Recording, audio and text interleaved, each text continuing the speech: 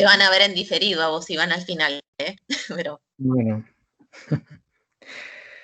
bueno, pues cuando ustedes digan, comenzamos. Bueno, pues buenas tardes a todos. Es para mí un honor eh, encontrarme con ustedes a través de esta vía virtual para participar en las actividades académicas eh, del grupo Estudios Barrocos Americanos, del Centro de Historia Intelectual. Agradezco muchísimo a Mariana Rosete y a Facundo Ruiz la amabilísima invitación que me han hecho para platicar con ustedes acerca de una de mis líneas de investigación, un tema que, según tengo entendido, ha sido ya empezado a abordar por ustedes, al cual han tenido un acercamiento a través de la bibliografía, entre la cual hay trabajos míos, ¿no? Que es justamente este interesante personaje, el de Lorenzo Boturini, y entonces un poco en la línea de lo que se está discutiendo en este grupo, me han pedido Mariana y Facundo que preparase una charla, y entonces de acuerdo con ello le daremos una media hora a mi plática y más o menos, y después de eso pues podremos conversar, esperar que podamos tener esa oportunidad si es el caso. A esta charla yo le he puesto como título Lorenzo Boturini o la creación del archivo y del intelectual, ¿no? Entonces voy a compartir pantalla, espero que no haya complicación con, con ello.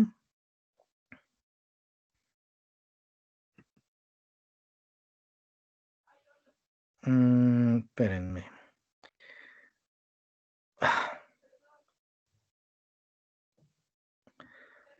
A ver, aquí tenemos un pequeño problema. Tenemos un pequeño problema. Me pide salir para poder compartir la pantalla. Lo voy a hacer y voy a entrar de nuevo, ¿de acuerdo?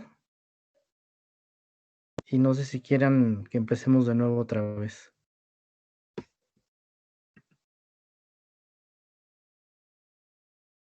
Ay, no, ¿qué pasa aquí? sí, me parece bien. Inés, ¿qué te parece? Puede ser, ¿no?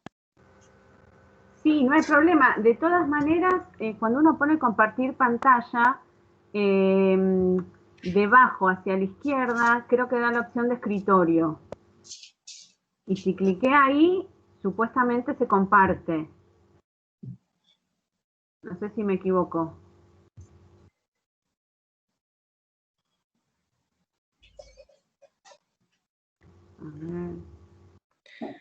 A ver, ¿escuchan? Sí. Ok. Vamos a ver. A ver ahí.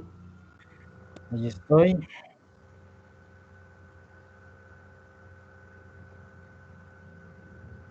A ver, ¿ahí están viendo lo que estoy presentando? ¿Se ve? Todavía no, pero tarda un ratito. Tarda unos segunditos.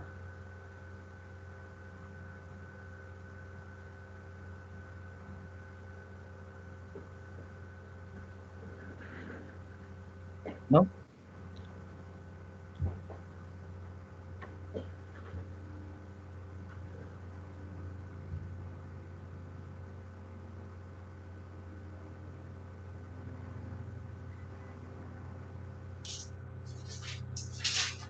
Sigue sin verse, ¿verdad? Sigue Sí. sin verse. A ver, permítanme. A ver.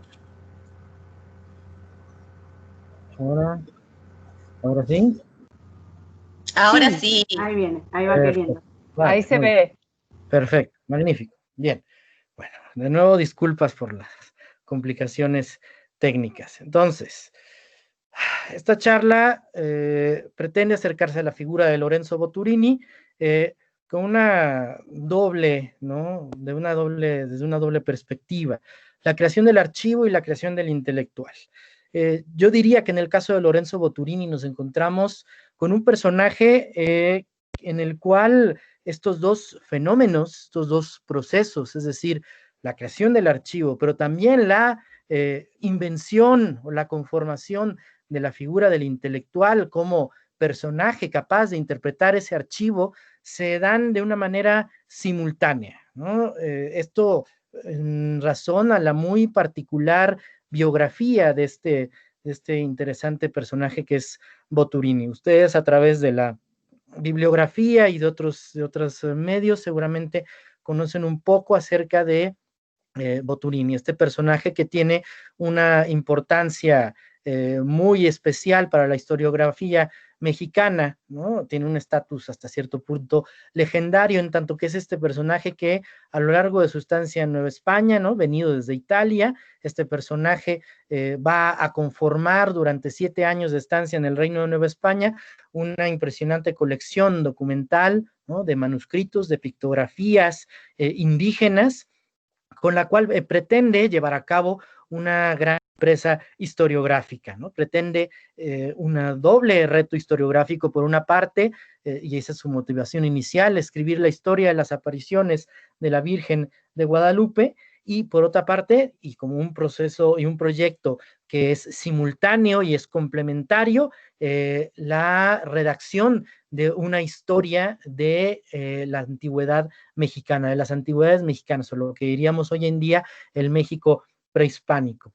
Un personaje que en este empeño va a sufrir una serie de peripecias y de complicaciones muy grandes, ¿no? La vida de Boturini, naturalmente, como ustedes lo habrán seguramente visto, ¿no? Lo habrán leído, tiene un carácter hasta cierto punto novelesco, y la imaginación histórica de los siglos XIX y XX hizo mucho por fortalecer ese carácter de aventurero, de aventuras y de novelas de la vida de Boturini, ¿no? Desde su llegada a la Nueva España en un navío que naufraga nada más entrar al puerto, ¿no? Su llegada a la Ciudad de México, su encuentro con la Virgen de Guadalupe, la resolución que toma de escribir esta historia, y el inicio de un recorrido que lo lleva a un peregrinar por los caminos del virreinato en busca de esos documentos indígenas que él cree que le ayudarán a escribir la historia de las apariciones de Guadalupe. Documentos que para poder leer, para poder interpretar, lo obligarán a entender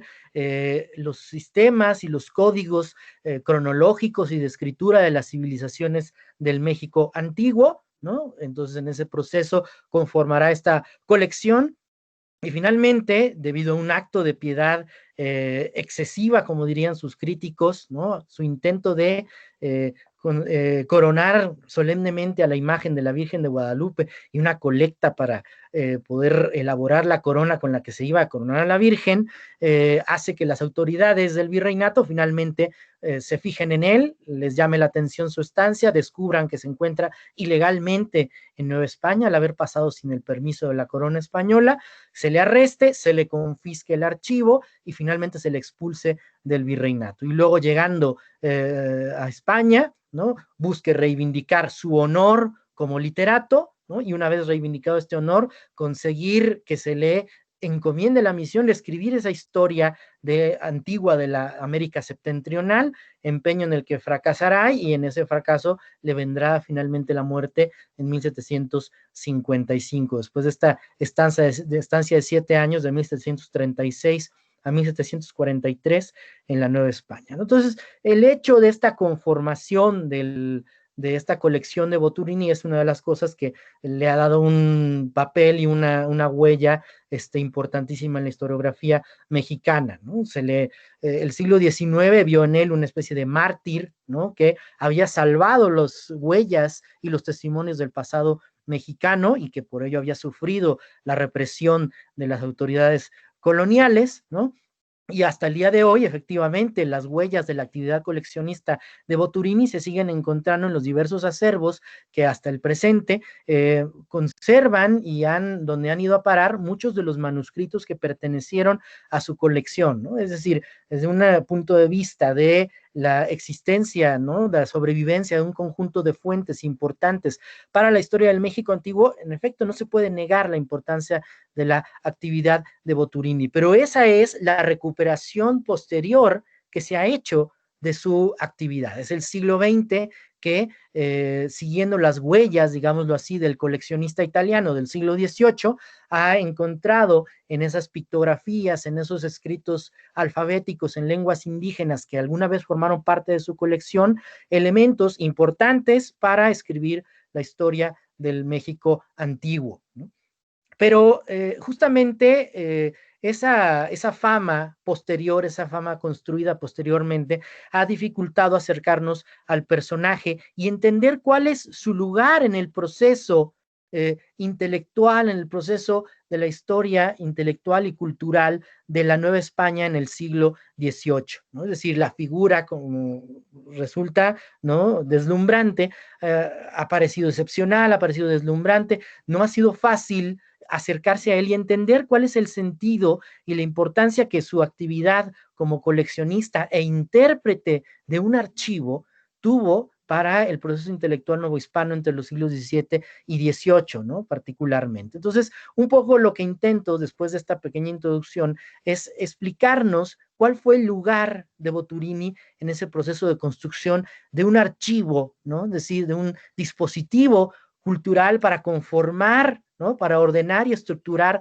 la memoria, ¿no?, y entender cuál fue la contribución que Boturini tuvo en esa conformación. Si lo que él hizo fue una continuidad con lo que los letrados criollos habían estado haciendo a lo largo de las décadas precedentes, o si por el contrario, y creo que es un poco lo que yo intento sostener, lo que vemos allí es una ruptura, ¿no? Entonces, para entenderlo hay que ponernos en contexto, ¿no? En el contexto, si nos apegamos, por ejemplo, a la formulación que hizo Anna More en su trabajo de Baroque Sovereignty, ustedes recordarán que ella ahí estudia lo que ella llama el proceso de conformación del archivo criollo, ¿no? Y en particular el papel que tienen personajes como Carlos de Sigüenza y Góngora en la conformación de ese archivo, la actividad coleccionista, ¿no?, como una manera de interpretar el pasado, una manera de estructurarlo de acuerdo a una serie de necesidades, ¿no? La interpretación que ella propone es la de sustentar políticamente, inclusive, la entidad que es el Reino de la Nueva España y a la élite letrada que intenta desde ese particular punto que es la Nueva España, tener una participación en la configuración de una monarquía española en crisis, ¿no? Entonces esa sería la importancia que tendría en ese sentido la labor de un personaje como Sigüenza, que estaría haciendo al contribuir a la construcción de ese archivo, articular elementos de la tradición indígena, de acuerdo con esas necesidades de la élite criolla, que son resignificados y modulados, ¿no? Elementos que han tomado, por ejemplo, de las genealogías y los registros de memoria de las élites indígenas, como Ixtlilxóchitl, por ejemplo, a fin de sustentar la identidad del reino en este momento que, como digo, es un momento crítico importantísimo, ¿no? Es el momento de la constitución jurídica definitiva de las Indias. En 1681 es cuando se publica la recopilación de las leyes de Indias y de su afirmación espiritual, ¿no? En la segunda mitad del siglo XVII, ¿no?, sus últimos años, son los años en que el canon, por ejemplo, de ciertos cultos, como por ejemplo el de la Virgen de Guadalupe, que es uno de los más importantes, pero ojo, no es el único, se conforman de manera escrita a través de relatos que alcanzan inclusive la imprenta, ¿no? Y entonces el valor, y esa es la importancia que tiene esa labor de creación del archivo, a través, por ejemplo, de trabajos como el coleccionismo que lleva a cabo Sigüenza, ¿no? Pensemos entonces en esta construcción del archivo como una gigantesca operación retórica en la cual los criollos, ¿no?, escogen ciertos elementos que están a su alcance para sustentar, ¿no?, un papel que tienen ellos dentro del ámbito más amplio de la monarquía española, ¿no? Que ese archivo se constituye de acuerdo con esas necesidades, nos lo dice inclusive lo que ocurre con la colección de Sigüenza a la muerte del gran polígrafo criollo, ¿no? Recuerden ustedes que cuando muere en 1700, en su testamento lega esa gran colección de códices, ¿no? Como el mapa de Sigüenza, que sería publicado pues ese mismo año, por ejemplo, por Giovanni Francesco Gemelli Carreri en su Giro del Mondo. Pues bueno, el destino final de la colección de Sigüenza, de todas estas pictografías y manuscritos que él había conseguido, entre otros, de Iztaccíhuatl, va a ser la biblioteca de los jesuitas en el Colegio Máximo de San Pedro y San Pablo. Lo que les muestro allí a ustedes es justamente un plano de este sector central de la traza española de la Ciudad de México, ¿no? El del núcleo central de la capital del virreinato, y encerrado en el círculo el sitio donde se encuentra el Colegio Jesuita de San Pedro y San Pablo, a cuya biblioteca lega Sigüenza su colección de libros y manuscritos, ¿no? O sea, en ese sentido, el archivo se conforma, ¿no? Si se me permite manejar de esa manera el concepto, el archivo se conforma no solamente en el criterio que guía al coleccionista, en la forma de interpretarlo, ¿no? Y de elaborar una construcción retórica a partir de él, sino inclusive digámoslo así, desde el punto de vista espacial, en el lugar en el que se deposita, por ejemplo, una colección documental tan significativa en ese proceso como puede ser la colección de Sigüenza, ¿no? En una institución, ¿no? Como el Colegio Máximo de los Jesuitas que tienen este papel que no es necesario explicar en la conformación cultural de la élite letrada del virreinato, ¿no? En el centro de la ciudad, ¿no? Es decir, en este ámbito urbano que está fuertemente determinado por las entidades corporativas que socialmente rigen al virreinato, ¿no? El centro de la ciudad es el asiento de la catedral, del palacio virreinal, del palacio arzobispal, de los conventos de las órdenes con sus colegios y bibliotecas, de la Inquisición, ¿no? Ustedes pueden ver a todos allí, Santo Domingo, la Inquisición, etcétera. Es decir, la misma base documental, por ejemplo, que sustenta el proceso de construcción del archivo, se asienta y se resguarda en un espacio, en un edificio abarcado dentro de este sector central de la ciudad española, de la ciudad, digámoslo así, letrada, ¿no? Retomando esa expresión, ¿no? En donde se les encomienda a los jesuitas la conservación y protección de este acervo, ¿no? Entonces, en ese sentido, para principios del siglo XVIII, ese proceso y las conductas y las prácticas asociadas a la construcción del archivo van a quedar perfectamente asentadas y configuradas, ¿no? Para cuando Juan José de Guiara y Eguren empieza a trabajar en la redacción de su biblioteca mexicana, pues en realidad creo que lo que estamos viendo allí es una continuidad, ¿no? Una continuidad en el proceso. Las formas, las redes de contacto y de intercambio de información que se han creado desde los tiempos de Sigüenza a finales del siglo XVII continúan funcionando. Lo que aporta Guiara es ciertamente una estructuración, ¿no? Una conformación alfabética, bibliográfica, a partir de los productos específicos de la República Letrada Novohispana, que eso es la Biblioteca Mexicana de Juan José de Guiara, pero a partir de una serie de prácticas que provienen de finales del siglo XVII, ¿no? A saber, el entrenamiento de esta élite letrada, una serie de prácticas como las prácticas del debate escolástico, la creación de redes de intercambio de información, la creación de espacios más reducidos y selectos para el intercambio letrado, como las academias, ¿no? La cultura académica se fortalece muchísimo en la Nueva España desde finales del siglo XVII y durante toda la primera mitad del siglo XVIII, ¿no? Son prácticas que ya existen en realidad, y lo que hace la Biblioteca Mexicana de Juan José de Guiara y Eguren al contestar, ¿no? a las acusaciones del famoso Deán Martí es simple y sencillamente proveer de una respuesta construida a partir de las prácticas de esa república letrada y sustentada, ¿no? En ese archivo que se ha ido conformando, en ese dispositivo de memoria y de conformación de una personalidad cultural del reino que se ha estado llevando a cabo durante las décadas previas, durante las décadas anteriores, y cuyo resultado, insisto, ¿no? Cuya materialización que se pretende se difunda por el mundo hispánico es la Biblioteca Mexicana. Y esto es el otro rasgo que es importante señalar en esta república letrada y en las prácticas, ¿no?, que tienen que ver con la Constitución en su archivo. Es una república letrada que no aspira a cerrarse dentro de sí misma, sino que por el contrario, quiere tener un diálogo y ser considerada fuera, ¿no?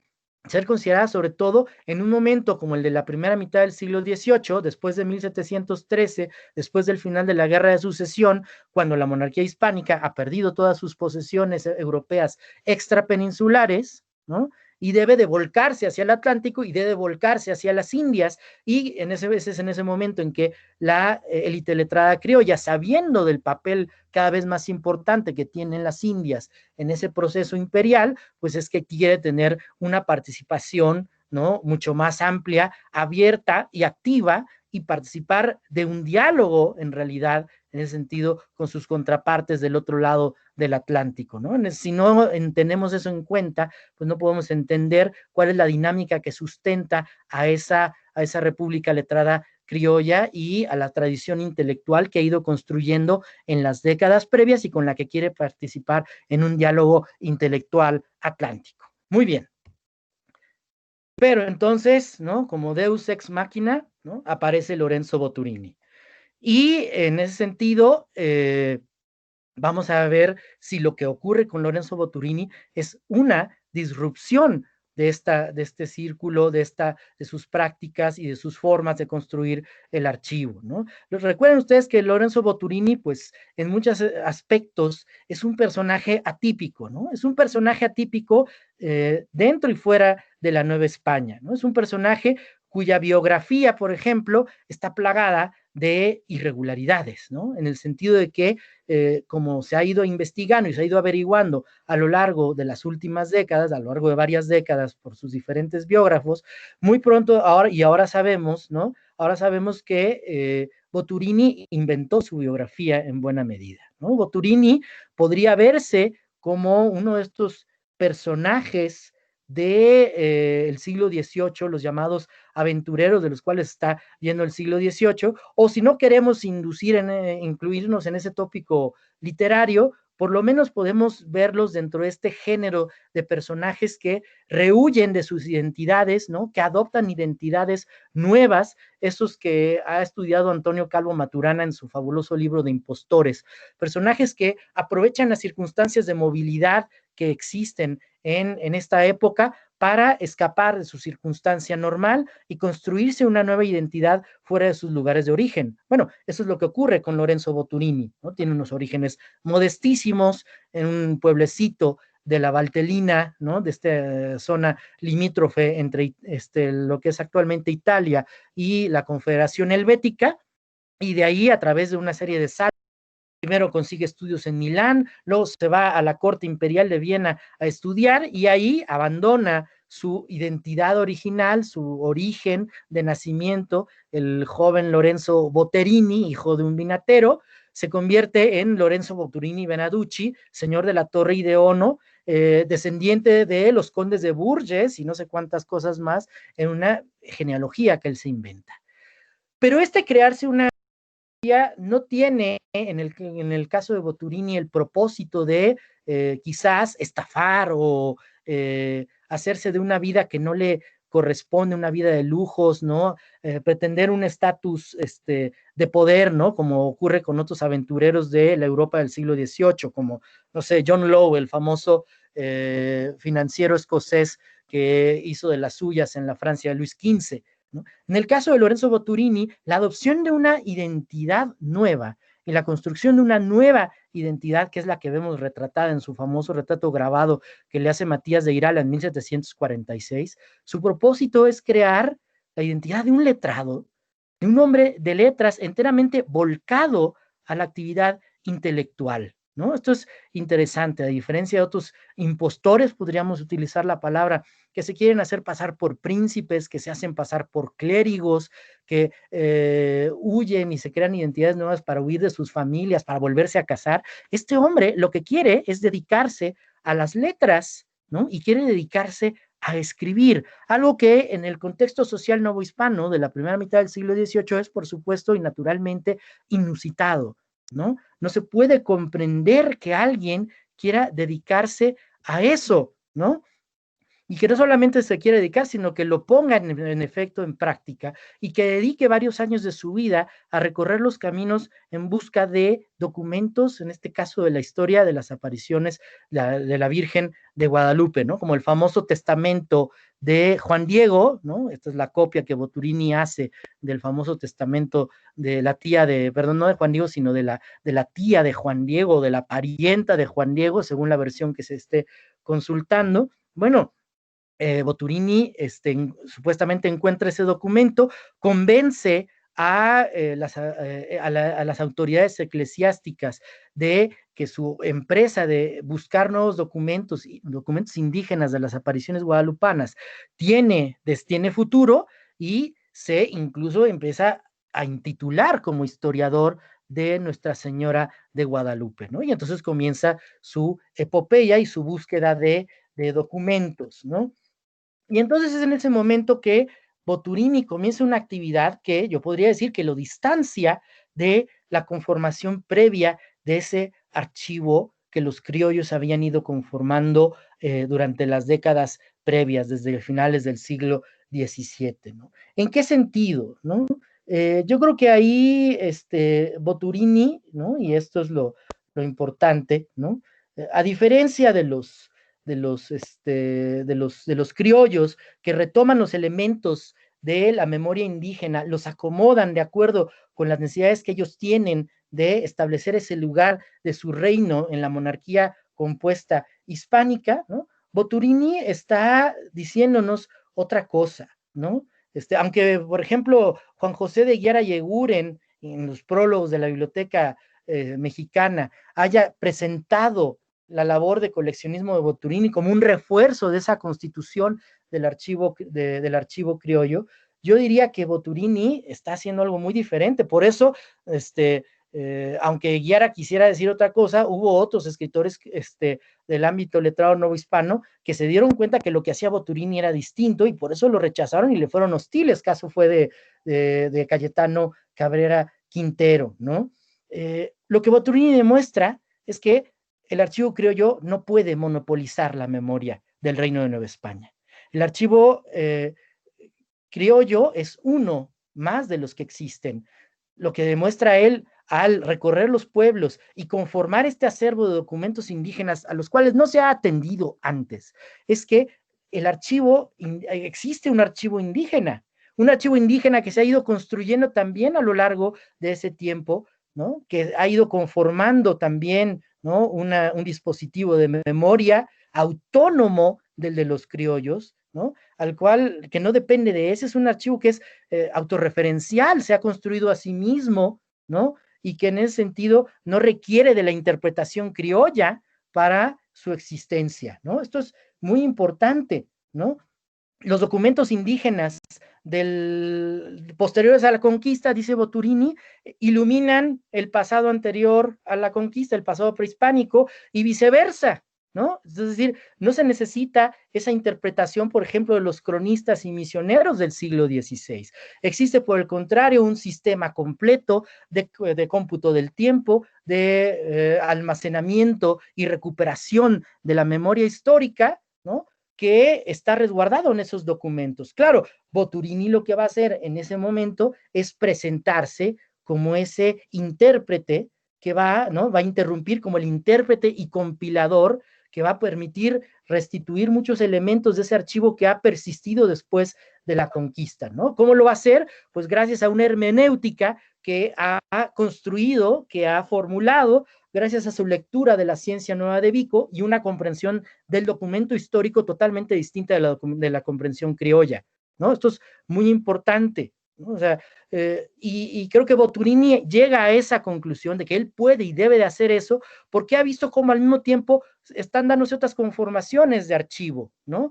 En la misma época en que Boturini está formándose y en los años inmediatos previos a su llegada a Nueva España, por ejemplo, en España el erudito Andrés González de Barcia está recuperando las crónicas del siglo XVI, de las crónicas de la conquista y exploración del Nuevo Mundo por los españoles, ¿no? Y está constituyendo otro archivo, el Archivo Imperial Español, es decir, la visión que la monarquía española va a elaborar durante el siglo XVIII para sustentar este proyecto de reconquista o de verdadera colonización de sus dominios americanos, que va a distinguir el reformismo borbónico del siglo XVIII. Boturini, de hecho, se va a servir de las ediciones de González de Barcia para entender, ¿no?, ese contexto cultural en el cual se da el contacto entre europeos e indígenas, ¿no? Esto es bien interesante, ¿no? Es decir, tan no recurre a los mecanismos y a las formas y a la conformación criolla del archivo, que por una parte dice que los escritores españoles que escribieron en Nueva España en la época de la conquista y posteriormente no dieron noticias individuales que le sirvan a él, por ejemplo, para escribir sobre la Virgen de Guadalupe, ¿no? Y por otro lado, él recurre a esta recuperación dieciochesca de las crónicas de la conquista para construir su propio marco histórico referencial que le permita entender, ¿no?, el contacto y las circunstancias en las cuales, por ejemplo, los indígenas adoptan la escritura alfabética y modifican sus sistemas de memoria para incluir la historia alfabética, ¿no? Entonces, en ese momento, pues Boturini se está distanciando, creo yo, de manera radical de la táctica, de las estrategias de construcción del archivo criollo y de sus retóricas, ¿no? Y eso naturalmente va a causar escozor, ¿no? Pero también en ese sentido es que es duradera su aportación, no sé si me explico, ¿no? Y por eso es que es muy importante, y por eso para Boturini, sabiendo la distancia que él está estableciendo en ese sentido de la élite letrada, con la cual de todas maneras quiere convivir y con la cual quiere dialogar, es que cuando empieza a escribir lo que debía de haber sido uno de los frutos mayores de su estancia en la Nueva España, su historia de las apariciones guadalupanas, a la cual titula Margarita Mexicana, ¿no?, lo primero que escribe es una especie de prospecto, ¿no? Un prospecto que en la práctica del siglo XVIII naturalmente podía servirle para conseguir patrocinadores, ¿no?, pero también le sirve para establecer los fundamentos intelectuales y para establecer cuáles son los principios hermenéuticos que guían su construcción historiográfica, ¿no? Los fundamentos del llamado prólogo galeato, con el cual Boturini quería, frente a ataques, dudas y críticas, sustentar su construcción historiográfica. Y ahí los tenemos, ¿no? Principios, ¿no?, o fundamentos que se dirigen todos ellos a demostrar que los sistemas indígenas de escritura de la historia, de conservación de la memoria, de cómputo del tiempo que son necesarios, de registro cartográfico, eran confiables, eran legibles, formaban parte de un sistema cultural que era posible restituir según principios semejantes a los que permitían conocer la historia de otras naciones, ¿no? Y de hecho fue lo único que alcanzó a escribir, y solo fragmentariamente, porque fue en el momento en que fue arrestado y le fue confiscada su colección de códices, ¿no? Pero justamente parte fundamental de esa operación era la reconstitución del archivo según esa nueva hermenéutica, según los nuevos principios metodológicos. ¿A qué me refiero? Por supuesto, al Museo Histórico Indiano, ¿no? El Museo Histórico Indiano, en ese sentido, es una cosa muy distinta y que se distancia totalmente de lo que había sido, por ejemplo, la colección de Sigüenza, ¿no? Y por eso a la larga va a tener mucho mayor trascendencia que la colección de Sigüenza. La colección de Sigüenza, esto es bien interesante, una vez almacenada, una vez encapsulada, digámoslo así, ¿no?, dentro de la biblioteca del Colegio de San Pedro y San Pablo de los Jesuitas, resultó poco leída y poco conocida, ¿no? Entre los pocos que realmente se puede decir que la fueron a consultar, estuvieron quizás Juan José de Guiara o Francisco Javier Clavijero, ¿no?, antes de salir al exilio, pero esa simple y sencillamente se constituye en el hecho de la existencia de la colección, ¿no?, como esa base documental del archivo, pero no tiene, no hay un catálogo, no hay un sistema que permita acercarse a ella y entender cómo está conformada, ¿no?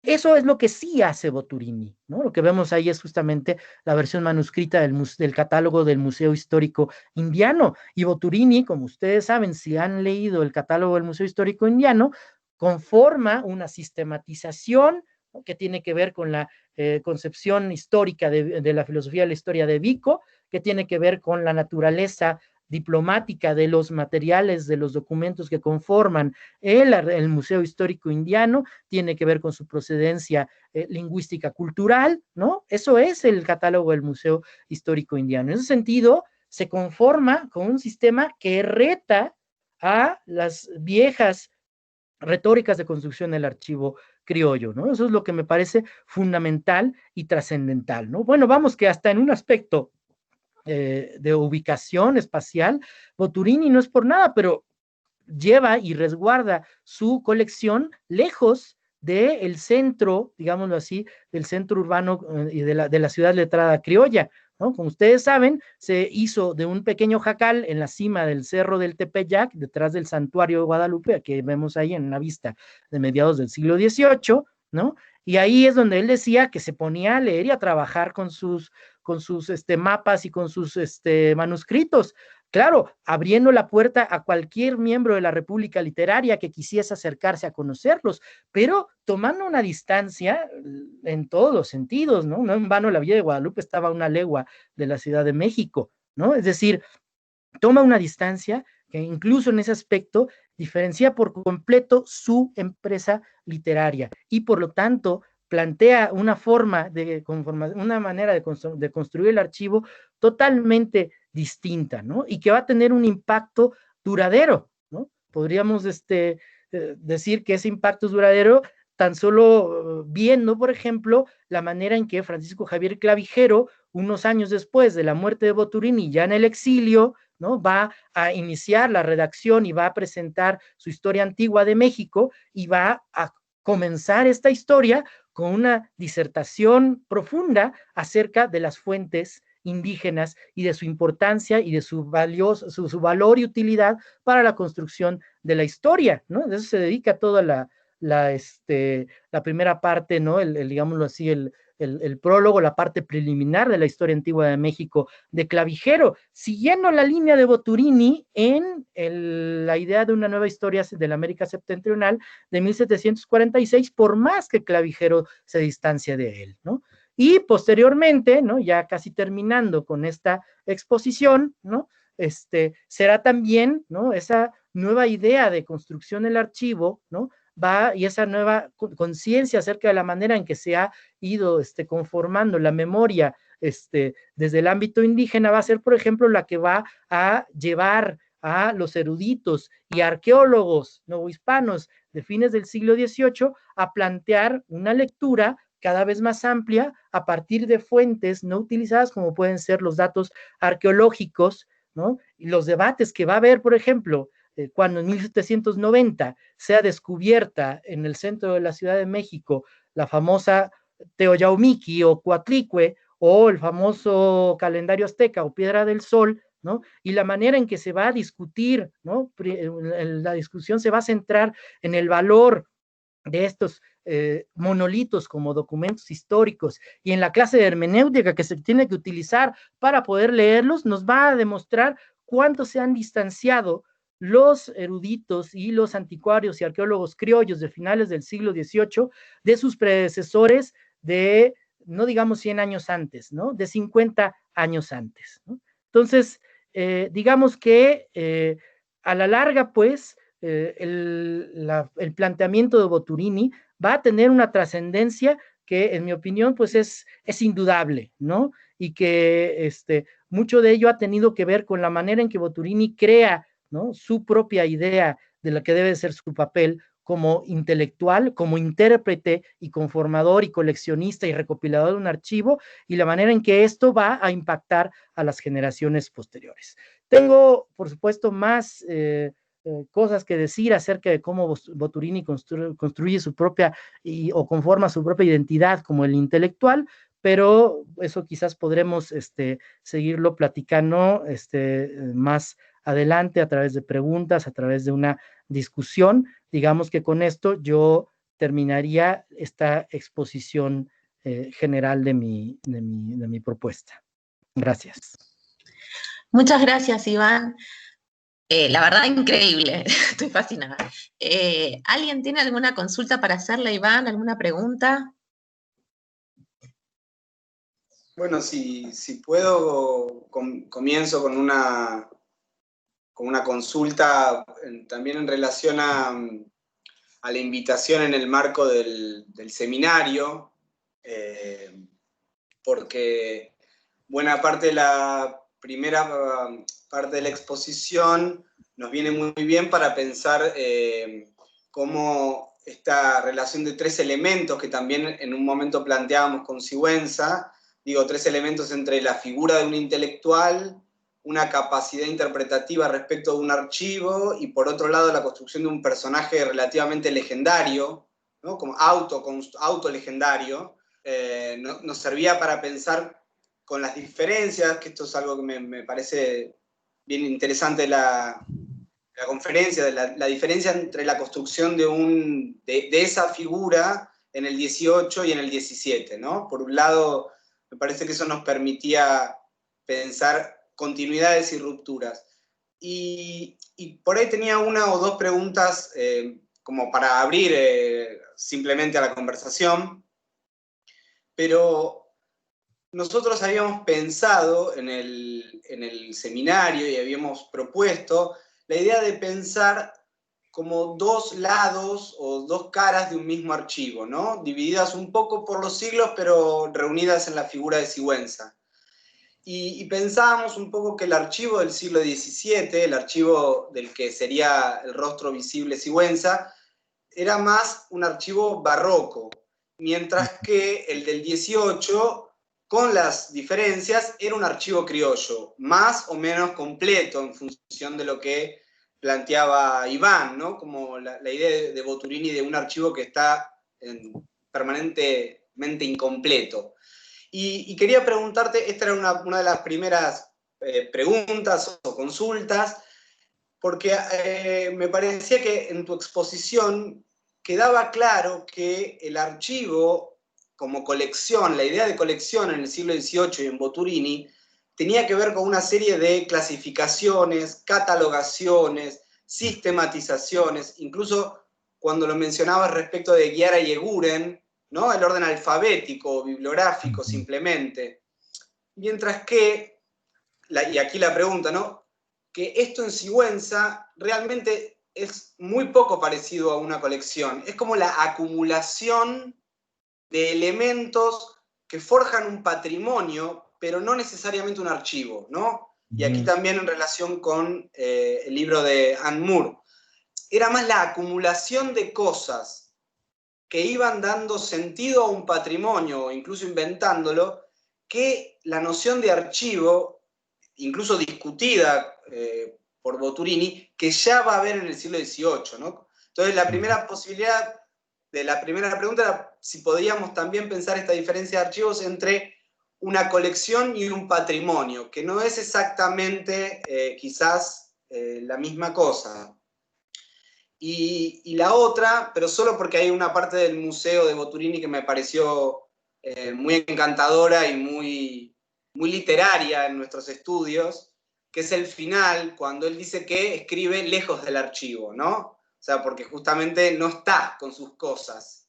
Entonces, preguntarte si esto que vos decías y que proponías, si la intervención de Boturini tiene más que ver con una noción y una sistematización de lo que se entiende por archivo, catalogación, protocolos de lectura, de archivación, que con la mera objetualidad de las cosas, que quizás, porque digo, escribe sin sus cosas, pero arma el archivo, ¿no? Puede armarlo sin cosas. Digo, es como si fuera más literal que Foucault. Es como un sistema de enunciabilidad, más que lo que se pueda decir. Bueno, esas eran mis consultas y por supuesto agradecerte, porque bueno, anoté muchas cosas, pero la verdad que fue muy sugerente para el seminario y para los temas que venimos investigando. Así que muchas gracias. Ok. Pues no sé si quieran que juntemos Sí, si preguntas. querés, A ver, no sé qué prefieres, si quieres contestar pregunta a pregunta o si prefieres colección de preguntas. Pasa que Ahora sí que me tienes ajusto a los varias. usos y costumbres. Entonces, si Eh, quieren, juntamos otras dos Bueno, bárbaro. preguntas. Ok.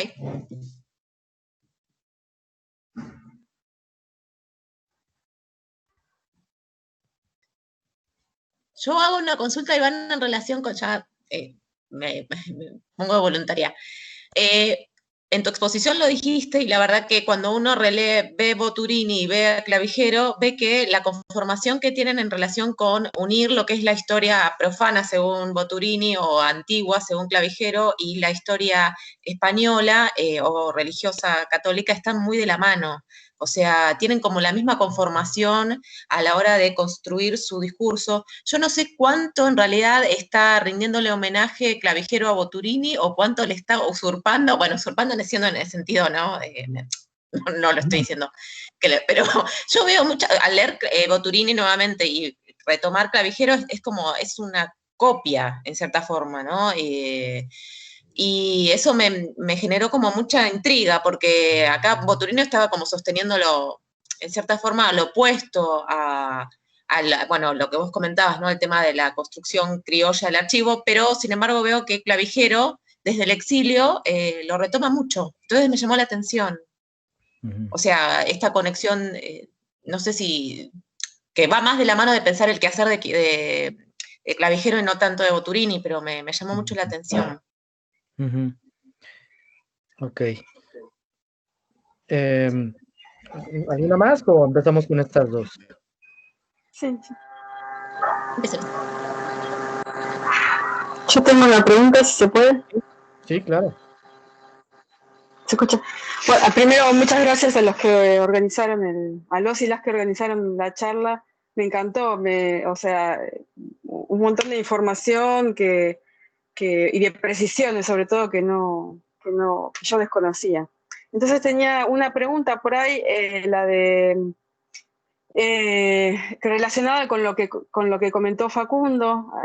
Me parece que me perdí un poco, entonces quería pedirte, Iván, si podías repetir cuáles habían sido los criterios de Boturini para conformar este nuevo archivo. Entendí que intentaba distanciarse de un archivo criollo por un lado e imperial, el de Bárcea, por el otro, pero por ahí fue tanta información que me perdí un poco cuando comentaste los criterios. Entonces, o delimitarlos un poco más, repetirlos, eso simplemente. Ok. Cómo no, muchas gracias. Bueno, a ver, retomo estas tres participaciones, si les parece bien. En cuanto a lo que me preguntas, Facundo, es decir, creo que es una pregunta importante, ¿no? Porque tiene que ver justamente cómo Boturini concibe su papel como intelectual, como una especie de mediador intelectual que está conformando la construcción de este archivo y que lo puede interpretar, ¿no? Creo que ese es lo interesante de Boturini, es que en buena medida su justificación como intelectual viene de allí, viene de ser él, ¿no? Dice, yo, Lorenzo Boturini, soy el creador de esta colección, ¿no? La he hecho con grandes trabajos, ¿no? Ese ya es su testimonio personal, ¿no? Es la parte personal, es la parte individual que él está ingiriendo en la conformación de ese archivo, ¿no? Él está aportando ese elemento. Esto es muy importante, ¿no? Porque en un mundo donde la identidad intelectual está subordinada a la pertenencia corporativa, como podía ser el mundo de los letrados novohispanos, ¿no? Él está metiendo ahí un componente individual, ¿no? Entonces, él se presenta como ese intérprete y él se presenta como la pieza clave para darle sentido a esa colección, ¿no? O sea, él insiste, ¿no? En sus peticiones jurídicas para que se le exima, ¿no? De toda acusación de dolo, de una mala actuación, de haber cometido ilícitos, etcétera. Él le importa mucho y siempre pone por delante del hecho.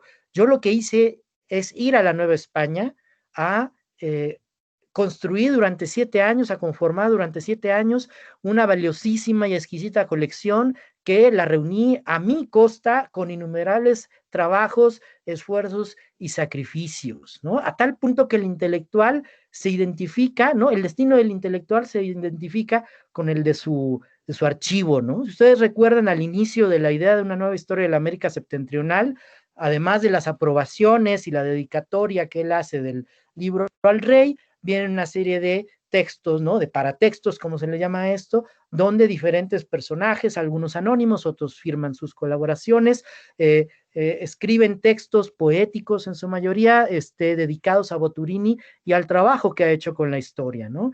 Y uno en particular, que es un criollo que está en ese momento en Madrid buscando fortuna, que se llama Manuel Barrientos Lomelín, que es un letrado de la Ciudad de México, le dedica unos versos latinos a Boturini que, traducidos al castellano, los últimos dos, terminan: ¿por qué dudas escribir? ¿No? Y le dice: todo lo tuyo llevas contigo y sobrevives como tu sola biblioteca, ¿no? Es decir, la biblioteca es Boturini, o el museo es Boturini, y Boturini es el museo, ¿no? En el sentido de que él es el que ha sido capaz de darle sentido y coherencia, ¿no? A esa colección de testimonios, ¿no? O sea, no es una mera acumulación. Él ha utilizado su capacidad intelectual para darle sentido, ¿no? Que es lo que pregunta Vanina, los criterios, que ahorita vuelvo a eso. Pero la figura de Boturini en ese sentido es indispensable, ¿no? Él en una memorial que le dirige, bueno, ya está preso en la Ciudad de México, ¿no? Se le ha confiscado su colección, se le está investigando por estar ilegalmente en Nueva España. Él le dirige un memorial al virrey conde de Fuenclara, ¿no? Y se autodefine como intelectual, ¿no? Dice: yo no soy como todos esos que vienen aquí y los que no vienen a cumplir con un ministerio político, eclesiástico o militar, vienen a la golosina del comercio, así dice él, con esas palabras, ¿no? Pues yo no soy como esos, ¿no? ¿A mí qué me define, no? Pues no me dedico aquí ni al ministerio político, ni al eclesiástico, ni al económico, mercantil, etcétera. ¿Qué he venido yo aquí a hacer? A dedicar mi tiempo, ¿no? A investigar las historias eclesiástica y profana de este reino y a conformar y rescatar una colección de valiosos tesoros literarios, ¿no? Es decir, él pone ahí una distancia enorme entre él y el resto de la sociedad al definir su función como intelectual, ¿no? Incluso ese memorial termina diciendo, por cierto, que por ley a aquel que trabaja no se le pueden confiscar sus instrumentos de trabajo, y así al labrador no se le confisca su arado, al oficial artesano no se le quita su herramienta, al historiador no se le quitan sus libros, ¿no?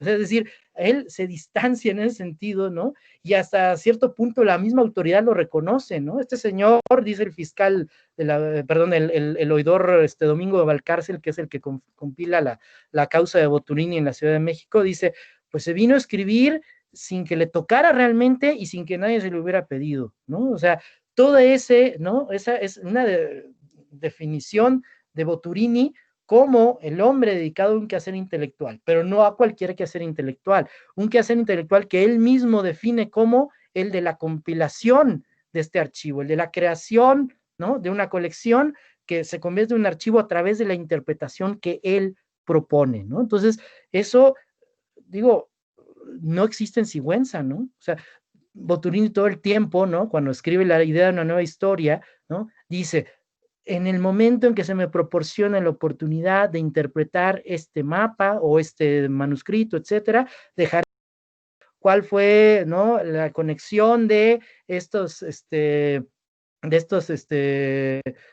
tribus, de estas naciones con las que se narran, por ejemplo, en el Antiguo Testamento y así por el estilo, ¿no? O sea, Sigüenza no hizo nada igual, ¿no? Sigüenza no pretendió encontrar un sistema único, ¿no? Ni pretendió demostrar que lo existiera, ¿no? Ni pretendió tampoco conformar una jerarquía dentro de los testimonios que conformaban, ¿no? De los documentos que conformaban su colección, ¿no? Es decir, a tal punto que no hemos sido capaces ni siquiera de encontrar una memoria testamentaria que hubiera podido servir para conocer mejor la conformación de su archivo. Todo lo que se sabe acerca de la colección de Sigüenza es lo que ha resultado de investigaciones posteriores acerca de su desmembramiento, de su desintegración, ¿no? Entonces, en ese sentido, la catalogación de Boturini está presente prácticamente desde el primer inventario judicial, ¿no? Es decir, un inventario hecho con tan difíciles condiciones como desde que él esté prisionero, esté preso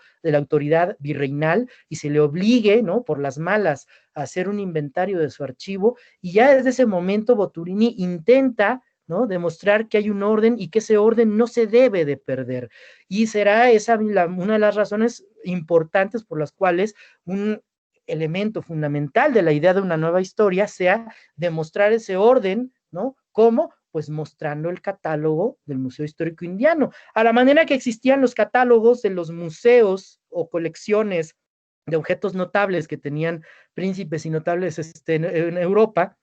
Para Boturini es importante desde un punto de vista intelectual, ¿no?, el mostrar ese orden existente, la importancia de que se conserve, ¿no?, de uno, de que el archivo no se disperse, dos, de que no se desordene, porque él, ¿no?, ha instituido ese orden. Esa es su función, lo que lo define a él como un intelectual, ¿no?, y que lo diferencia del resto de la gente que lo rodeaba ahí en la Ciudad de México, ¿no? Entonces, yo diría eso en cuanto a lo que Facundo preguntaba. Sobre lo que comentaba Mariana, pues es que, mira, Mariana, yo creo que ahí a Clavijero no le quedaba otra más que un poco seguir por los pasos de Boturini por varias razones, ¿no? Para empezar, recordemos que al igual que Boturini, Clavijero también estaba lejos de fuentes primarias, ¿no? Recordemos que Clavijero lo que hizo fue leer a Torquemada, ¿no? Y a partir de lo que él recordaba de sus propios trabajos, de sus propias lecturas, ¿no? Y sobre todo a partir de una, ¿no?, muy, muy ilustrada configuración literaria del relato histórico, pues propone esta visión que es la historia antigua de México, ¿no? Bueno, Boturini en su momento, ¿qué hizo? Pues también tuvo que leer a Torquemada, ¿no? Torquemada fue uno de los autores que Boturini leyó, no en la edición original de 1615, sino en la reedición de González de Barcia de un siglo después, ¿no? Y fue su vía de entrada. Lo que pasa es que, claro, después avanzó por su propio camino, por su propio pie, ¿no?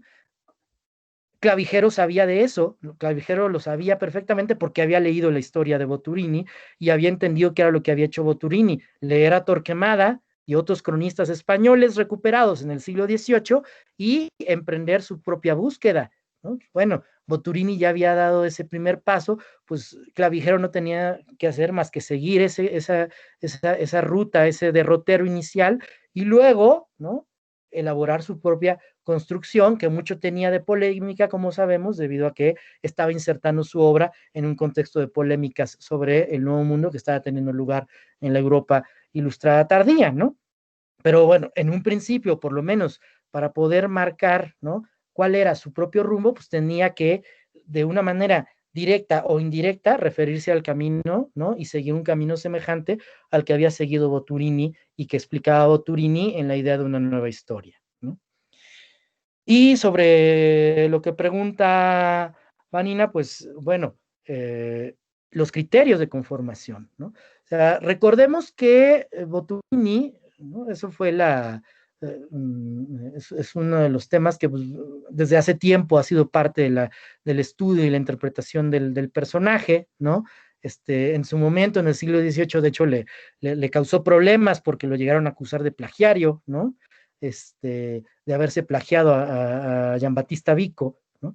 Y ya en el siglo XX, Álvaro Matute, recientemente fallecido, pues abordó con mayor detalle en la conformación, en la arquitectónica y en la estructura de la idea de una nueva historia general en la América septentrional, cómo estaba presente la ciencia nueva de Giambattista Vico, ¿no?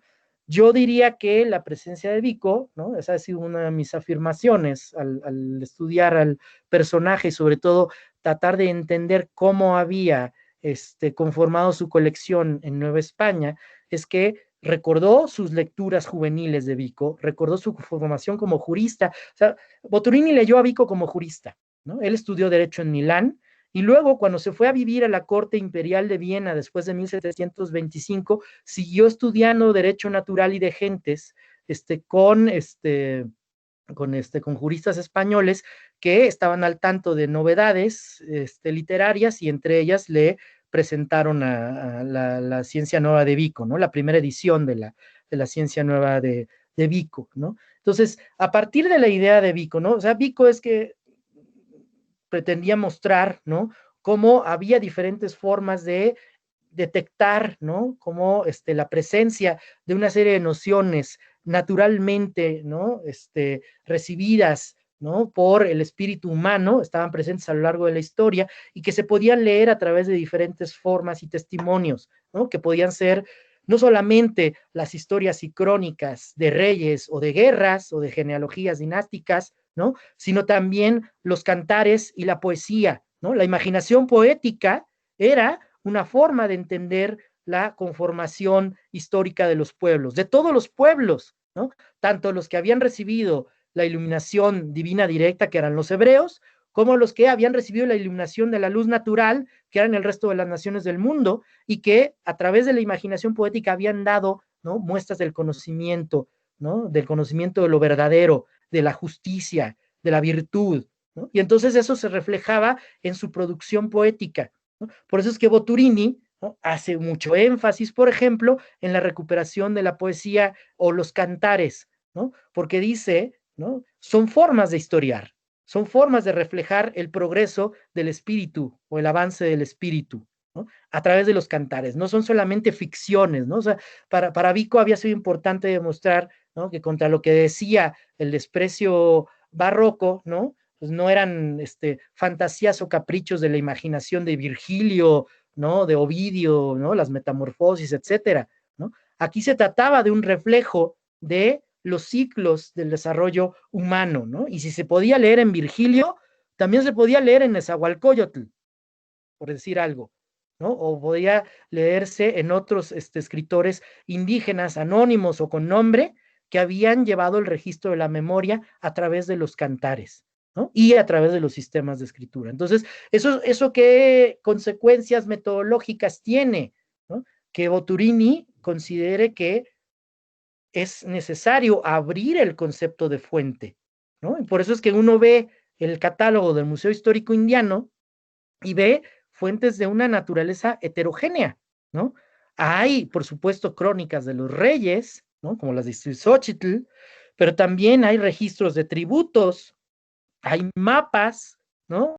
Hay una serie de elementos, tanto alfabéticos como pictográficos, ¿no? O sea, creo que la capacidad de abrir, ¿no?, su concepto de la fuente histórica, ¿no?, de revolucionar su concepto de fuente histórica, lo que le dio una mano y una ventaja por encima de los criollos que habían constituido el archivo, ¿no?, de la manera tradicional hasta ese momento, fue justamente eso, ¿no? Fue justamente plantear y poner sobre la mesa que había que buscar otras cosas, ¿no?, otros documentos, y que había que buscar nuevas formas de leerlo, ¿no? O sea, metodológicamente, ¿no?, y teóricamente, nuevas ideas, una nueva idea de ver a la fuente y una nueva idea acerca de cómo debía de leerse. No sé si con eso más o menos contesto la duda que tenías, ¿no?, en lo que te habías perdido, Janina. Sí, sí, perfecto. Buenísimo, Sí, muchas gracias. sí. Y bueno, Facundo y Mariana, no sé si con esto también. Yo quería preguntar algo. Sí, por supuesto. Sí. ¿Qué tal? Hola, ¿qué tal? Bueno, no soy especialista en el tema, me interesa mucho, lo damos en la cátedra a Sigüenza, así que me interesé mucho en Boturini y bueno, estoy aprendiendo. Cuando comentaste que Boturini, confeccionó el prospecto y estaba pensando en conseguir patrocinadores y ahí fue que fue encarcelado y demás, Ujú, ujú. ¿hay conjeturas sobre quiénes podrían haber sido esos patrocinadores? Me refiero a que en función de esto que señalaste de que Boturini tenía esta distancia respecto de la ciudad letrada y construyó este archivo de una manera totalmente diferente, o sea, ¿cuál sería ese campo intelectual?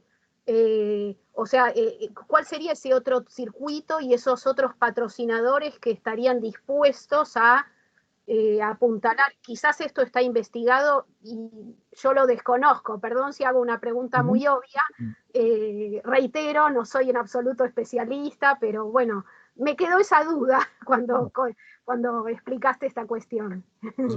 Por supuesto, no, sí que hay algunas posibles respuestas para eso. Gracias. No sé si alguien más quiere hacer una pregunta para que las juntemos. María Inés, al lado.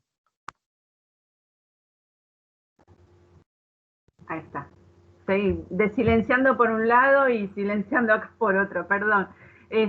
Primero, muchísimas gracias. La verdad que estoy aprendiendo un montón. Bueno, es uno de los estudios que uno siempre posterga, ¿no? Porque uno va a la fuente, pero nunca a la historia del posibilitador de la fuente. Entonces es como un pendiente mío y me recontra interesa. Te quiero agradecer un montón. Una de las cosas que me había notado, la respondiste, porque me quedaba esta duda de cuánto había llegado a avanzar con la historia de las apariciones de la Virgen, que me parece súper interesante esa búsqueda, ¿no? Y después pensaba esto que decías de la adopción de una identidad letrada, eso me pareció cinematográfico, con esta paradoja de que, bueno, después le confiscan los manuscritos y el archivo.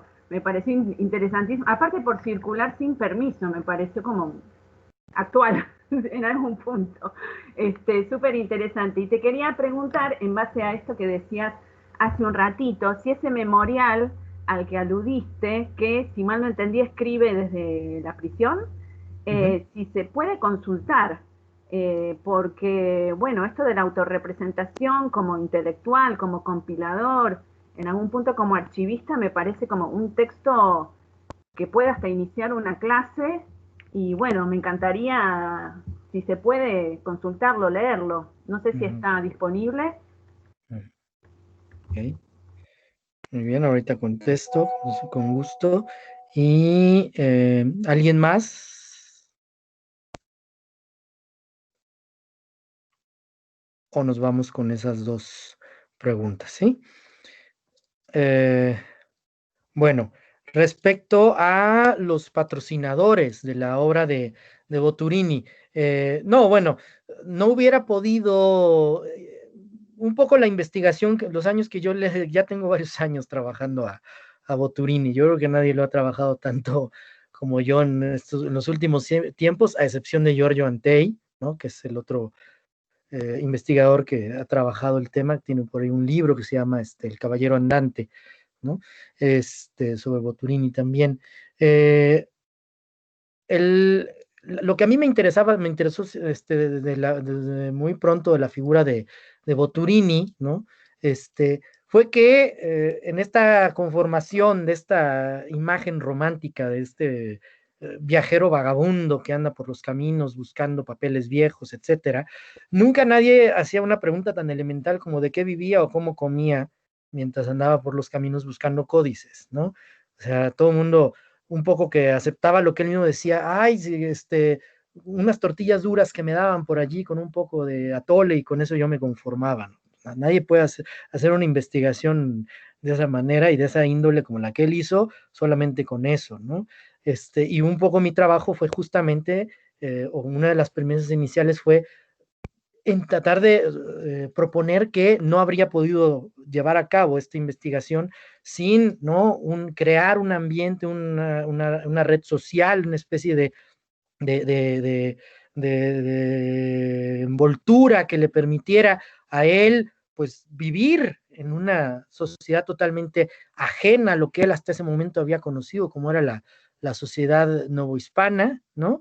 Y por otra parte, no solamente vivir, sino llevar a cabo una empresa de altas miras intelectuales e incluso darla a la luz con por medio de una publicación, ¿no? Y es algo que él muy tempranamente comenzó a buscar, ¿no? Para empezar, creo que eso está en alguno de los textos míos que por ahí están en la bibliografía, ¿no? Para empezar, convencer a alguien de que lo patrocinara como investigador, ¿no? Justamente lo que les contaba yo, el hallazgo del supuesto testamento de una parienta de Juan Diego, consiguió que el provisor del Arzobispado de México le asignara una pensión sobre las rentas del Santuario de Guadalupe y le permitiera titularse como historiador de Nuestra Señora de Guadalupe, ¿no? Para la furia y el desconcierto de toda el universo literario criollo, de que alguien hubiera obtenido ese título, pues aparentemente oficial, podríamos decirlo, ¿no? El haber, ¿no?, tenido esa clase de entrada, digo, solamente durante un año cobró la pensión de historiador, ya después, quién sabe qué problemas hubo que ya no la pudo cobrar, pero lo importante es que le dio una entrada a círculos, ¿no? Donde su actividad, pues, tenía de inmediato, pues, un aura, ¿no?, de credibilidad, que en la Nueva España era muy difícil de obtener para cualquier letrado, ¿no? ¿Cómo tenía credibilidad un letrado en la Nueva España? Pues había diferentes líneas de desarrollo como de la carrera, como se decía en aquella época, ¿no? Para los clérigos, pues que si la línea pastoral, para los juristas, que si la del foro, ¿no? Y por otro lado estaba la de publicar, pero pues publicar era dificilísimo, ¿no? Con unas imprentas tan chiquitas como las imprentas coloniales, ¿no? Y la Ciudad de México no era excepción, ¿no? Entonces, evidentemente era muy difícil conseguir patrocinio, ¿no? Ya no digamos para escribir y publicar, sino para tener una carrera literaria, ¿no? Y el haber obtenido este título, ¿no?, por medio de un hallazgo documental, ¿no? O sea, ya de entrada a distancia a Boturini y el resto de sus contemporáneos, ¿no? De qué es lo que lo legitimaba, ¿no? Pero también le habría la posibilidad de obtener patrocinios de otro tipo, ¿no? Por ejemplo, una primera versión de ese manuscrito que yo les mostré, el de la Margarita Mexicana, tenía otro título, se llamaba la Taumaturga Virginis de Guadalupe Mexicana, Compendiaria Historia, ¿no? Títulos lo de menos, ¿no? Originalmente pensaba dedicárselo al arzobispo de México, a Juan Antonio de Bizarrón, ¿no? Pero parece ser que no logró convencer a Bizarrón, ¿no? Y que por el contrario terminó no llevándose muy bien con el arzobispo, y cuando arrestaron a Boturini, el arzobispo no movió un dedo para protegerlo, ni mucho menos, ¿no?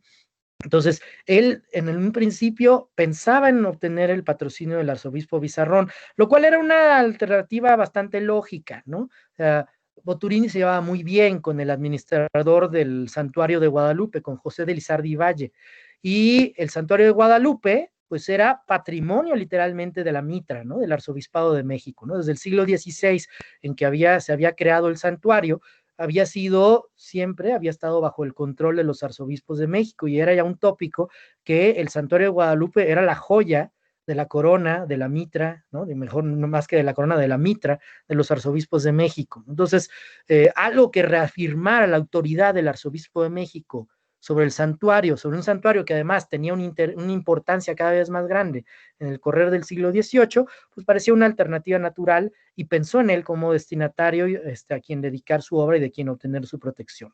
No funcionó, pero Boturini, a través de los contactos eclesiásticos que le habían permitido obtener ese título de historiador y esa pensión de historiador, también había entrado en contacto con la élite del Cabildo, del Ayuntamiento de la Ciudad de México.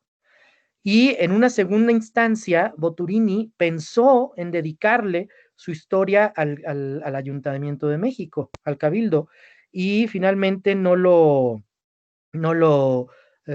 consiguió hacer, ¿no? Probablemente por su prisión, ¿no? En el momento, o sea, parece ser que había gente en el Cabildo que lo protegía y que lo veía con buenos ojos, pero en el momento en que Boturini incurre en la ira del virrey, los señores capitulares, ¿no?, hacen mutis, ¿no? Lo abandonan, cosa que el virrey, por otra parte, sabe, ¿no? El virrey sabe que Boturini tenía valedores en el ayuntamiento, y como una forma de echarles en cara a los capitulares, a los regidores del Ayuntamiento de México, que hubieran estado protegiendo a este extranjero que estaba ilegalmente en el país, cuando arrestan a Boturini, el virrey ordena que le den por prisión la sala capitular de las casas del Ayuntamiento de México. Es decir, la sala donde el Cabildo como corporación tenía sus sesiones ordinarias, y le dicen al Cabildo, pues, ¿sabes qué? Ahueca, porque va a ser la prisión de este extranjero, ¿no? Evidentemente era el virrey, sabiendo que Boturini tenía buenas relaciones con el Cabildo y que pensaba probablemente por esa vía publicar su obra, ¿no? Entonces, eso en cuanto a los patrocinadores que posiblemente hubiera tenido, ¿no? Tal vez otro problema distinto hubiera sido conseguir a los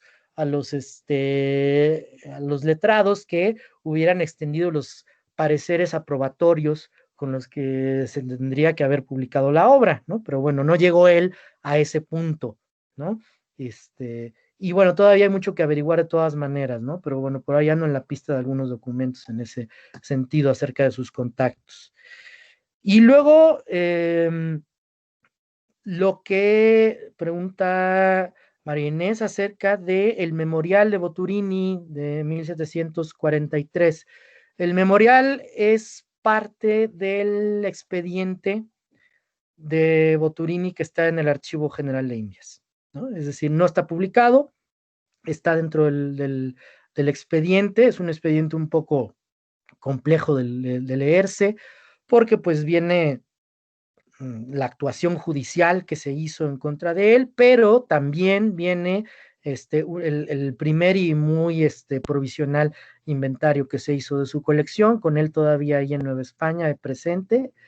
Viene una serie de documentos relacionados con la colecta que él intenta hacer por todo el virreinato de fondos para fabricar la corona con la que se debía de hacer la ceremonia solemne de coronación de la Virgen de Guadalupe, ¿no? Y entre esas cosas están estos recursos que él dirige a diferentes autoridades. Hay unas cartas en latín dirigidas al rey, esas las publicó hace pocos años José Jesús Hernández Palomo, traducidas, ¿no? Habría que revisarlas, con esta misma idea de buscar este autorretrato del intelectual, ¿no? Eso está mucho más fácil. Y está el memorial de 1743 dirigido al virrey, que es al cual yo me referí hace un momento, ¿no? Entonces, ese no está tan fácil de conseguir, pero yo, por ejemplo, buscaría las cartas latinas que están publicadas en la revista Estudios de Historia Novohispana. Y no sé si con eso contesto. Perfecto. Bueno, pues no sé si alguien más quiere hacer preguntas, Sí, Mariana. ¿puedo? ¿Sí? Sí, adelante, Beatriz. Bueno. No, en primer lugar agradecerte, es muy, muy interesante, la verdad, y fantástico pensar además estas instancias que nosotros venimos reflexionando mucho sobre archivos, sobre colección, sobre museo, o sea, que son todos conceptos que de repente con tu exposición, digamos, no sé, nos alimenta mucho lo que venimos trabajando. Por cierto, por lo menos yo particularmente no he trabajado Boturini y bueno, ha sido toda una sorpresa escuchar tu charla. Tengo más bien dos consultas, pero que provienen también de mi ignorancia en el tema, ¿no? Una es, bueno, ¿cuál era su manejo de la lengua? O sea, ¿cuál era su posibilidad lingüística, digamos, para acceder a los materiales? Y en qué lengua escribía? Dijiste latín. ¿Las cartas están en latín? ¿Sí? Eso por un lado, pero que bueno, es una pregunta un poco, digamos, que proviene de mi falta de contacto, ¿no? con este autor. Y por otro lado, En un momento hablaste de las huellas de su archivo, ¿no? Las huellas de su colección. Quería saber si se ha detectado, además de estos materiales que acabas de informar, en el Archivo General de Indias, en fin, si se han, digamos, además de estos materiales personales o de sus propias producciones, de la colección que pudo haber armado, dónde está conservada o está disgregada o cómo es. Eso era mi pregunta. Claro que sí. Sí, como no, Beatriz. ¿Alguien más para que juntemos?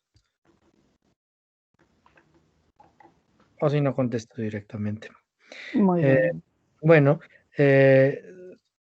bueno, Boturini es un personaje interesante desde el punto de vista del idioma, ¿no? Porque como tiene una trayectoria vital muy compleja, ¿no? Estuvo en muchos territorios lingüísticos, o sea, como dije, ¿no? Para empezar, originario de la Valtellina, ¿no? Al norte de Italia, ¿no? Donde pues está en la frontera con el cantón de los Grisones de la Confederación Helvética, pues, son territorios que además siempre fueron de paso, ¿no? Cuando en el siglo XVII todos los ejércitos que marchaban de Flandes a Italia en algún momento pasaban por allí, ¿no? Entonces era una zona de paso de ejércitos, con todo lo que eso implica desde un punto de vista cultural, ¿no? Y donde, por cierto, como era una zona además limítrofe con el protestantismo, el catolicismo era muy acendrado, muy, muy fuerte, había un catolicismo muy, muy anclado en la tierra, ¿no? Como una forma de identidad cultural, que él, pues prácticamente lo mamó con la leche materna, ¿no? Un catolicismo muy mariano, que eso se refleja también en su fijación, está con la Virgen de Guadalupe, ¿no? Pero bueno, o sea, de ahí pasa a Lombardía, ¿no? Y de Lombardía se va a la corte de Viena, ¿no? Entonces se va al ámbito germánico, ¿no? Y entonces lo que se ha podido averiguar de su biografía es que durante los años 20 y buena parte de los 30 estuvo recorriendo Bohemia, estuvo recorriendo las costas del Adriático, ¿no? Es decir, o sea, territorios donde hay otros idiomas también, ¿no? No solamente el área germánica. Y después de eso pasa a Portugal y España, ¿no? De hecho, de la época española, ¿no? Del poco tiempo, de los meses que estuvo en España, en Madrid, se conservan, aunque muy fragmentarios, algunos elementos de correspondencia, donde hay un itañol muy, muy curioso, ¿no? Pero lo interesante es que con los años que estuvo en Nueva España, terminó hablando muy bien el español y escribiendo muy bien el español, o sea, digamos que su español es novohispano, lo cual creo que nadie lo ha leído pensando que está leyendo un español novohispano, ¿no? Ya después en sus últimos años, a partir de 1744 hasta su muerte en el 55, va a vivir en Madrid y va a ir de Madrid a Valencia muchas veces, sobre todo cuando se haga amigo de Gregorio Mayans, ¿no? Entonces, de entrada, seguramente manejaba el italiano, manejaba el español, estuvo un tiempo en Portugal, pero no parece que suficiente para aprender el portugués, ¿no? Manejaba el alemán, ¿no? Y llegando a la Nueva España y enfrentándose a la complejidad lingüística indígena, yo creo que eso, para empezar, era una diversidad muy grande, ¿no? O sea, había muchísimas lenguas, pero él se centró en el náhuatl, ¿no? Él se centró en el náhuatl, pues, ¿por qué? Pues porque era la lengua franca, ¿no? O sea, el náhuatl seguía siendo una lengua franca en el territorio novohispano, ¿no? O sea, la administración imperial española validaba perfectamente los documentos redactados en náhuatl y sostenía y pagaba intérpretes de la lengua mexicana, como le decían al náhuatl, en sus tribunales, no solo en la Ciudad de México, sino en el resto de la Nueva España central, ¿no? Además, estableció una relación muy, muy estrecha con Patricio Antonio López, que era un intérprete indígena, un indígena noble, al parecer de Oaxaca, zapoteca, pero que trabajaba, ¿por qué caminos? Eso creo que todavía no se ha averiguado bien, que es lo que trabajan en el grupo de Mariana Macera, acá en México, que trabajan estos autores que no pertenecen a la élite letrada tradicional novohispana, Pero bueno, Patricio Antonio López era intérprete de náhuatl en la Audiencia de México. Entonces, parece ser que López fue su maestro de náhuatl, ¿no? Y que López le ayudaba a leer náhuatl, ¿no? Le ayudó, por ejemplo, a redactar una especie de carta, ¿no? Una carta cordillera, como le llaman, ¿no? Una carta que se enviase a diferentes pueblos de indios, para solicitarles información sobre documentos antiguos acerca del culto de Guadalupe y las antigüedades indígenas. Entonces, de hecho, esto que tú me preguntas, Beatriz, pues no es la primera vez que me lo preguntan, ¿no? ¿Qué tanto manejó, por ejemplo, el náhuatl?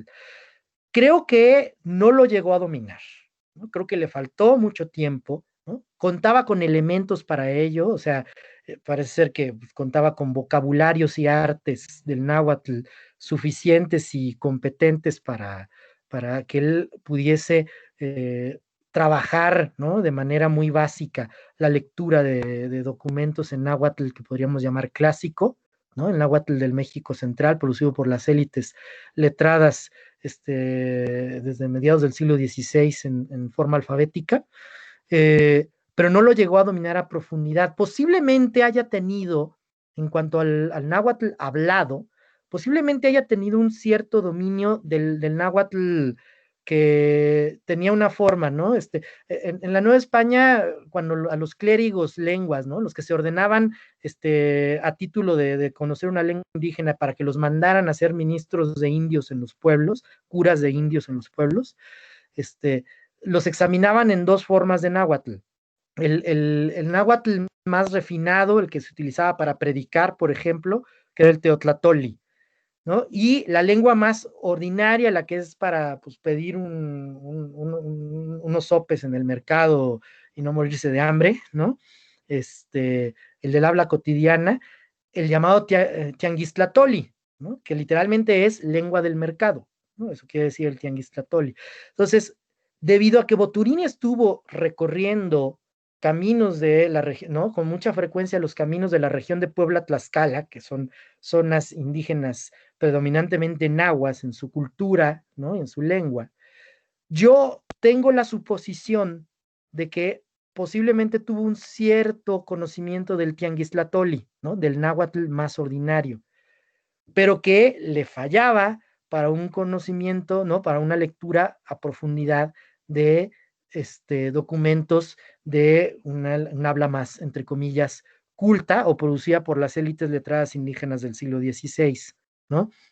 Que le faltó el tiempo para dominarlo, ¿no? Entonces, eso es lo que medianamente he podido suponer del habla y de las lenguas de Boturini a partir del conocimiento de los documentos, ¿no? No sé si más o menos esto satisface tu pregunta. Bien.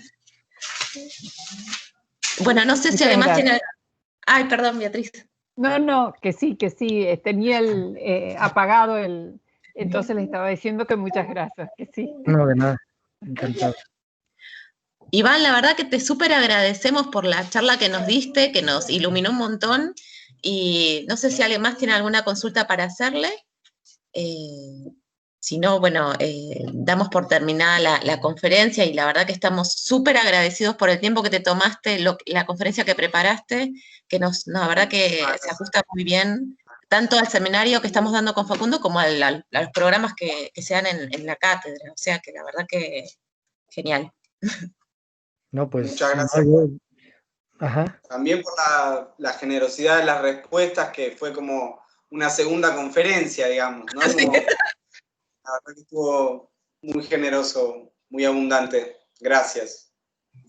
No, pues realmente yo les agradezco a todos, porque pues este es un trabajo que, como Mariana sabe, pues yo he estado años con esto, ¿no? Ha sido complejo, ¿no? Estoy tratando de darle un cierre a mi propia aventura boturiniana, que ya es más o menos tan larga como la que el propio Boturini tuvo en su momento. Entonces, pues poder platicar y discutir esto con ustedes me ha permitido confrontar con lecturas e interpretaciones en torno a estos problemas que a ustedes les interesan, que pues también para mí resultan ser muy, muy, muy necesarias considerarlas, ¿no? O sea, siempre me he siempre me planteé cuál era la dificultad, ¿no? De entender qué hacía Boturini original y distinto en el contexto novohispano, y lo que he trabajado en los últimos tiempos, y además lo que he tenido que reflexionar para poderles darle esta plática a ustedes, pues me ha ayudado muchísimo, por lo cual pues yo también estoy muy, muy agradecido por la oportunidad de diálogo que hemos tenido, naturalmente. Bueno, muchas gracias, Iván. Gracias. Y a todos por venir también, ¿no? Sí, tal cual, Gracias. tal cual. Pues bueno, lo logramos a pesar de las dificultades. Sí, y queda grabado, o sea que buenísimo. Después lo compartimos. Claro, claro. Pues a sus órdenes. Bueno, Muchas gracias, Iván. un saludo enorme y saludo a todos los que se pudieron conectar. Saludos a todos, muchas gracias. Que pasen buena noche. Gracias. Hasta luego. Adiós. Chao, hasta luego, Iván. Adiós. Adiós.